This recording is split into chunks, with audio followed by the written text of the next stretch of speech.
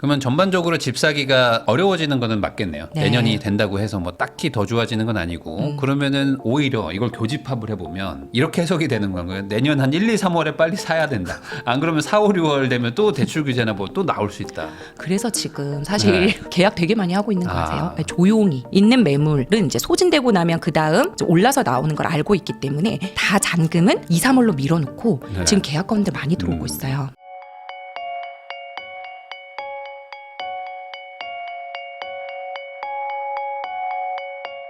대출 전문가이시죠 풀팩님하고 이야기 나누고 있습니다. 그러면 이번에 이제 정책도 한번 좀 얘기를 해보고 싶은데 우선은 지금 26년에 대출 관련된 정책이 뭔가 좀 완화 기조가 나오기는 어려울 것이다. 네. 이거는 뭐 거의 약간 네. 기정사실 같은 네. 느낌이죠. 네. 예, 갑자기 풀어줄 거는 건 아닌 것 없겠죠. 같아요. 왜냐면 지금 어떤 분들은 지금 6억 대출 뭐 다시 좀 풀어준다거나 아. 뭐 이런 식으로 좀 나 무주택자인데 좀 풀어줘라 아. 이런 걸 기대하시는 분들도 있거든요. 지금 무주택자라고 뭔가 좀 혜택을 주는 분위기는 아니죠. 네. 뭐 무주택자라고 혜택을 주기보다는 오히려 뭐 디딤돌 대출이나 신생아 특례의 한도가 줄었잖아요. 네. 이거는 사실 서울 수도권 규제가 아니라 지방에서도 마찬가지이기 때문에 무주택자는 갈수록 더 대출 받기도 힘들고 내 집 마련하기가 힘든 시장입니다. 네. 근데 선거를 기준으로 표를 좀 얻기 위해서 몇 월부터 몇 월까지 단기로 뭐 보금자리론을 뭐 한다든지 또는 그 이후로 뭔가 이제 민심을 잡기 위해서 예를 들면 예전에 특례 보금자리론 같은 게 있었어요. 네. 그렇게 이제 정책자금 대출을 원래는 우리가 이 금리 이 한도인데 이때부터 이때까지는 이 보금자리론 또는 디딤돌 대출을 이렇게 실행해주겠다라는 네. 식으로 이제 정책자금 대출을 새롭게 구성할 수 있는 가능성은 있어 보이지만 그 가능성이 커 보이지는 않습니다. 아, 근데 사실 지금 이제 6월이 선거기 때문에 네. 지금 이제 1월이잖아요, 사실상. 그러면 이제 선거 전까지 한 5개월 안에 네. 그런 것들 발표하기가 쉽지는 애매하죠. 않을 것 같고 네. 나온다면 아마 뭐 1월에 1월 나올 것 초중반에 같아요. 나오지 네. 않으면 쉽진 않을 수 있는데. 그래서 저는 개인적으로 바라는 건 이번 1월 공급 대책에 특례 보금자리론처럼 내 집 마련을 하고자 하는 2030 분들을 위한 그런 정책 자금에 관한 그런 내용이 조금 실렸으면 좋겠어요. 아, 근데 네. 이제 작년에는 원래 이제 한도가 있었던 걸 좀 낮췄잖아요. 네. 그래가지고 아니 나는 무주택자에 정책자금 받으려는데 왜 나를 규제하냐 그렇죠. 이런 논란이 있었는데 그것 때문에 좀 충격 받으신 분들도 있고 그게 만약에 원상복구된다 뭐 이런 확률 뭐 개인적으로는 좀 어떻게 보십니까? 그럴 가능해요. 아, 이게 대출, 예를 들어 네. 신생아 대출이 줄어버려가지고 네, 그러니까, 아니 나는 애 지금 임신했는데 이게 뭐냐 뭐 이런 네. 경우가 있잖아요. 그러니까 이제 그러니까 옛날로 돌이키는 지금은 4억까지밖에 안 나오는데 다시 5억으로 하겠다. 요거는 가능할 것 같아요. 근데 5억에서 6억으로 해주겠다. 요건 아닐 것 아, 같아요. 그런 거는 좀 쉽지 않다. 아닐 것 같고. 근데 사실 전 정부에서 만든 그러한 대책들을 따라할 것 같진 않아요. 솔직히 말씀드리면. 네. 뭔가 새로운 게 나오거나. 네, 그러니까 문정부 때의 그러한 거를 가지고 오려면 가지고 오지 윤정부 때에 좋았던 정책을 가지고 오진 않을 것 같다. 아. 네, 그게 솔직한 제 생각입니다. 네, 아무래도 이제 뭐 이게 정권이 좀 다르다 네, 보니까 네. 뭐 기존 거를 이제 이어가진 않는 네. 경향이 있어서 그렇게 말씀해주신 것 같고 네.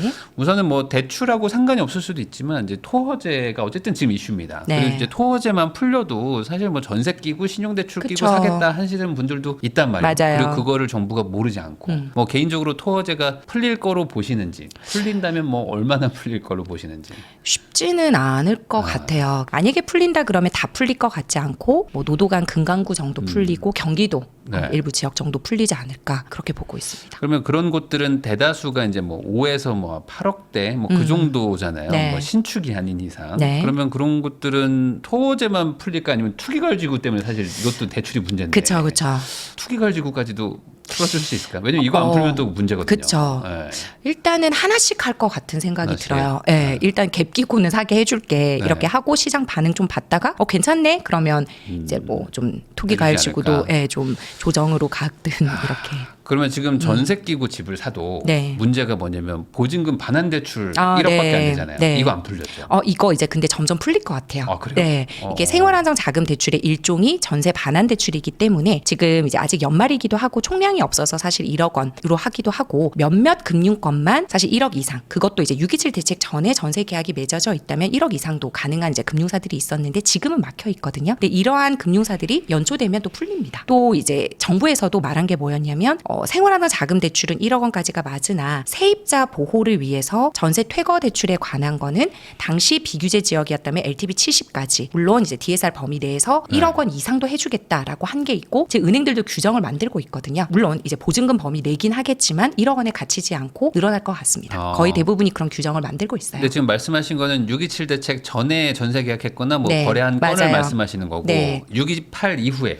628 한 것들은 이후 지금 1억이잖아요. 네. 이게 지금 풀려야지 뭐가 될 텐데 네. 이거는 쉽지 않아 보이십니까? 어떻게 보세요? 그것도 사실은 이제 세입자 보호를 하려는 게 이번 정부의 취지이기 때문에 너무 원성이 세지고 네. 부동산 시장이 안정화가 되지 않는다라고 하면 마찬가지로 하겠다라고 할 수 있을 것 같아요. 네. 그 정도까지는. 네. 왜냐면 그것 때문에 사실 뭐 갭 투자를 만약에 하더라도 이거 나중에 빼주고 들어갈 방법이 없다. 그러니까요. 그러니까 네. 무한 전세다 뭐 이런 얘기들이 좀 네. 있었는데. 그러니까 예외 규정 정도 같이 적용해 줄 것 같고, 그러니까 조건부 전세자금 대출을 이미 틀어 막은 걸로 취득할 때 이제 갭 투자 막은 게 저는 충분하다고 생각을 하거든요. 그렇기 때문에 전세 반환 대출은 세입자 보호를 위해서라도 다 풀어줘야 되는 게 맞지 않을까 이렇게 보고 있습니다. 이번에 국토부 장관이 이런 말씀을 하셨습니다. 이제 원래 이제 연말에 공급 대책 하나 나오려고 했지만 살짝 지금 뭐 분위기를 봐서 이제 약간 연기하겠다라고 하셨어요. 그럼 결국에 이제 1월 초중순에 뭐 늦어도 진짜 설날 전에는 나오지 않을까라고 생각이 드는데 네. 여기서 이제 공급 빼고 대출 쪽에 추가 규제가 나올 만한 게 있을까요? 만약에 왜냐면 또 한도를 좀 낮추고 뭐 이런 것도 있을 수 있으니까. 지금 이제 그 언론에 크게 알려지진 않았지만 이금융권에서 사업자 대출이 실사업자 위주로 거의 다 재편이 됐어요. 네. 그러니까 예전에는 사실 실사업자가 아니더라도 사업자 운영자금 대출을 활용하시는 분들이 그런 투자자분들이 많았는데 지금은 이 실사업자가 아니면 뭐 3순위를 받겠다라고 하면 거의 다 부결되는 가능성이 크고요. 실사업자를 증빙해라, 뭐 세금 계산서를 첨부해라, 또는 이제 매출을 증빙해라 하는 네. 거의 대부분의 조합들이 늘어나고 있기 때문에 거의 대부분 이 사업자 대출에 대한 부분이 좀 더 강화되어서 규제로 나올 것 같기도 합니다. 근데 네. 이미 조합별로도 다 그렇게 진행이 되고 있는 게 한 번 더 공문화될 수는 있겠다 이런 생각이 조금 들어요.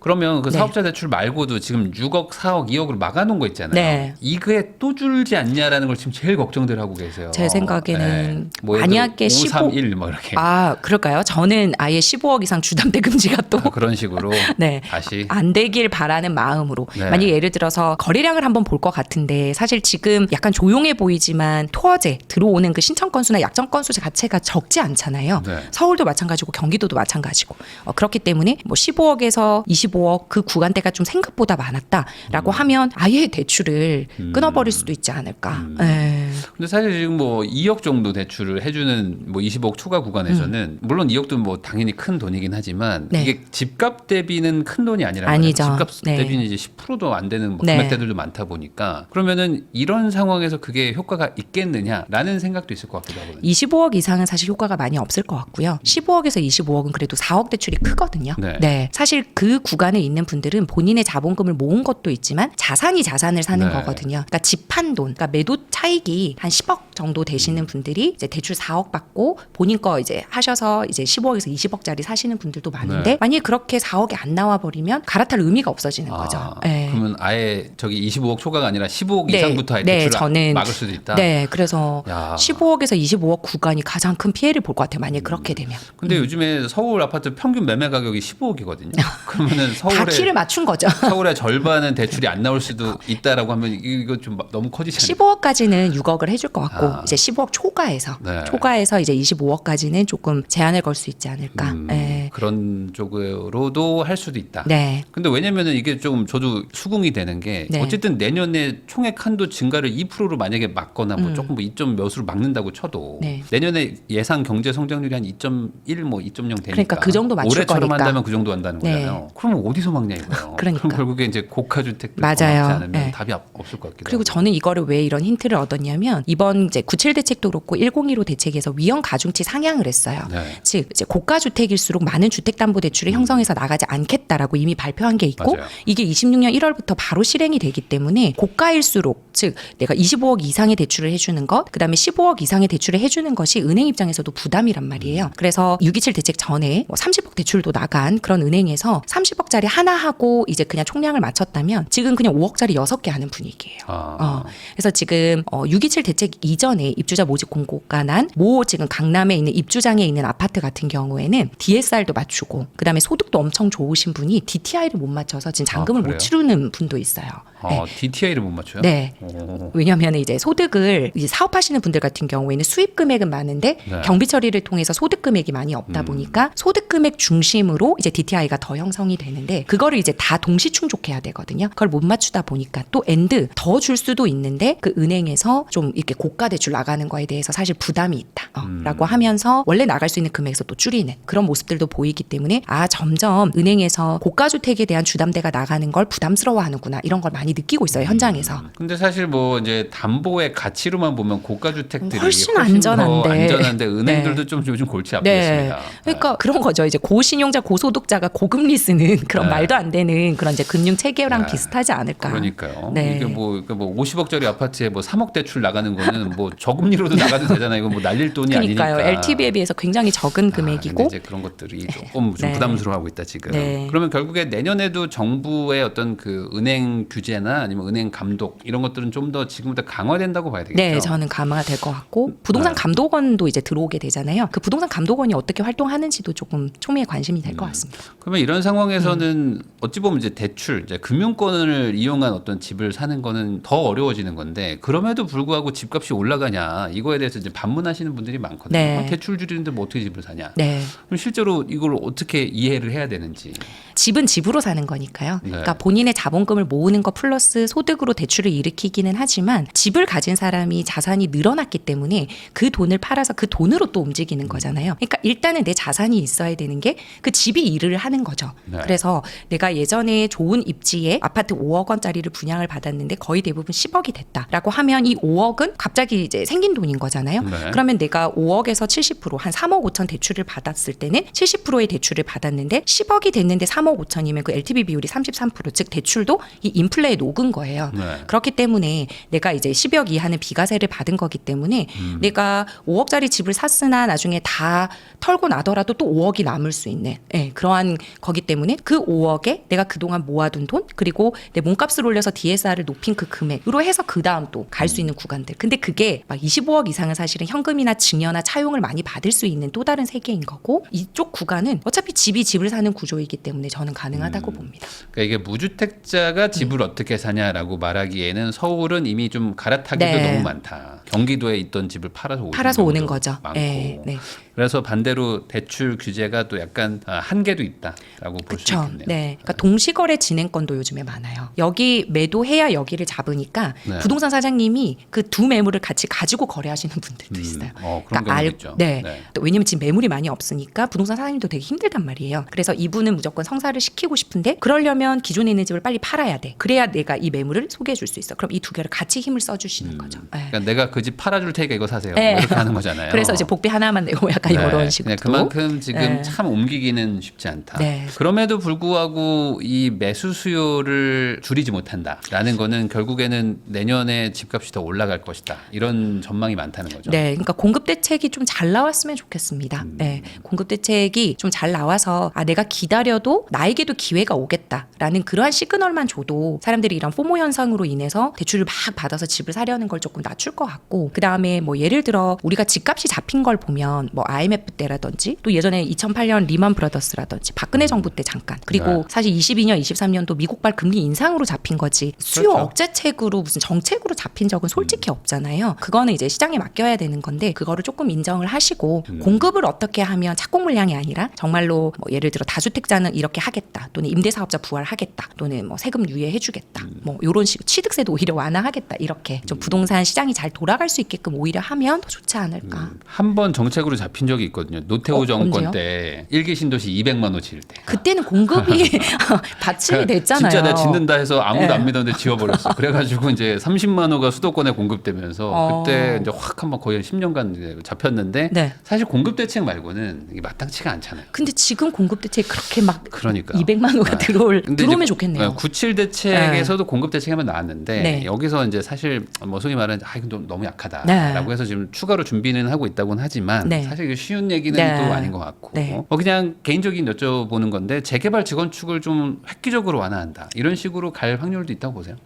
또 쉽지 않은 것 네, 같아요. 네. 저는 차라리 재개발 재건축에 대한 대출도 조금 풀어주면 좋겠는데 아까 말씀드린 대로 네. 입주권부터는 이제 사실 은행 입장에서는 이게 이주 멸실되면은 담보물이 없어지는 거기 때문에 당연히 대출해주기를 꺼리죠. 네. 네. 그렇기 때문에 이제 안 나가는 건데 재개발 재건축 속도 자체도 사실 여러 가지로 뭐 공사비도 상승할 뿐만 아니라 뭐 중대재해 처벌법 때문에 너무 사실 오히려 더 공급의 속도를 늘려주지는 못할 망정 다 막고 있는 정책들만 있는 거잖아요. 그런 정책들 빨리빨리 풀어주고 정책으로 막고 있는 거라도 좀 풀어주면 좀 괜찮지 네. 않을까. 지금 말 나온 김에 이주비나 뭐 지금 재개발 재건축하는 분들 입장에서는 지금 대출이 어떻게 되는지 좀 궁금하긴 하거든요. 그러니까 이주비 대출은 사실 임대인이 받는 거고 임차인이 이제 나가줘야 사업이 진행이 되기 때문에 네. 임대인이 일단은 이주비 대출을 받아서 그 부분의 일부를 이제 이사비로 지급을 하기도 하고요. 임차인에게. 네. 그러면 임대인이 그 이주비 대출을 받아서 만약에 본인이 실거주했다면 대체주택을 마련하는 거고 그다음에 기존에 있는 월세입자 또는 전세입자에게 돌려주는 거고.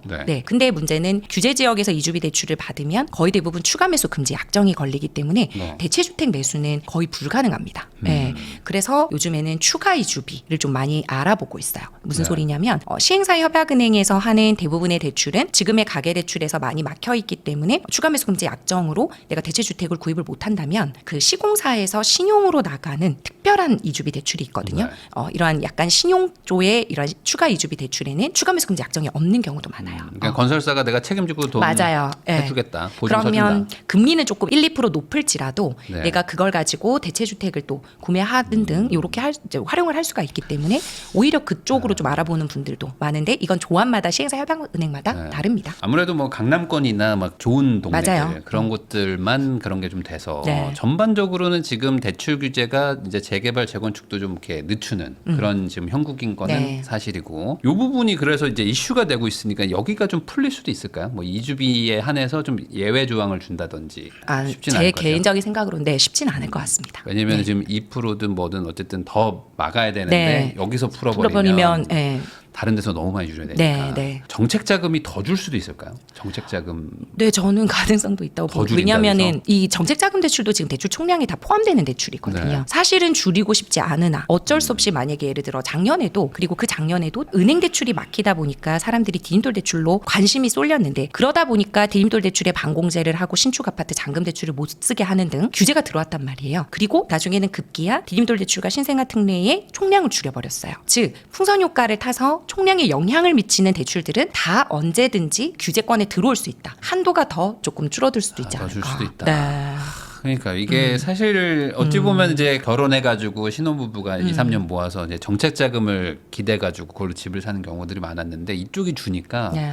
많은 분들이 좀 걱정을 하고 있지만 이게 늘어나기도 쉽진 않고 오히려 줄어들 확률도 있다. 만약에 예를 들면 이런 거를 좀 했으면 좋겠어요. 어쩔 수 없이 대출 총량을 줄인다면 뭐 실거주 의무를 풀어준다든지 아니면 추가 매수 금지 약정을 안 쓰게 해서 내가 그 다음 내 집 마련을 할 때 좀 원활하게 해주는 그런 약정서 페널티라도 조금 없애주면 좋지 않을까 이런 생각을 해봅니다. 그러면 전반적으로 집 사기가 어려워지는 거는 맞겠네요. 네. 내년이 된다고 해서 뭐 딱히 더 좋아지는 건 아니고 그러면은 오히려 이걸 교집합을 해보면 이렇게 해석이 되는 건가요? 내년 한 1, 2, 3월에 빨리 사야 된다. 안 그러면 4, 5, 6월 되면 또 대출 규제나 뭐 또 나올 수 있다. 그래서 지금 사실 네. 계약 되게 많이 하고 있는 거 아. 아세요? 조용히 있는 매물은 이제 소진되고 나면 그 다음 올라서 나오는 걸 알고 있기 때문에 다 잔금은 2, 3월로 밀어놓고 네. 지금 계약건들 많이 들어오고 있어요. 네. 그러니까 그렇게 조금 좀 빠른 분들도 있고 네. 또 반대로 그냥 내년 초에 전세 만기되면 그때 알아봐야겠다 하시는 분들도 있고 지금 좀 시장이 혼란스러운 것 같습니다. 그러면은 이런 상황에서 뭐 정부가 지금은 얘기는 안 하고 있지만 뭐 보유세를 높인다든지 과거 같은 그런 방향으로 갈 확률도 지금 높아 보이는데 뭐 어떻게 생각하십니까? 당장은 못할 것 같아요. 아마 만약에 도입을 한다 하더라도 선거 이후에 하지 않을까. 지금은 사실 이제 민심도 이제 생각을 해야 되고 투표도 생각을 해야 하기 때문에 지금 취득세로도 그다음에 양도세 중과 유예로도 이미 막아놓은 게 많기 때문에 보유세까지 해서 그 1주택자까지도 이제 괴롭히려고 하지는 않을 것 같아요.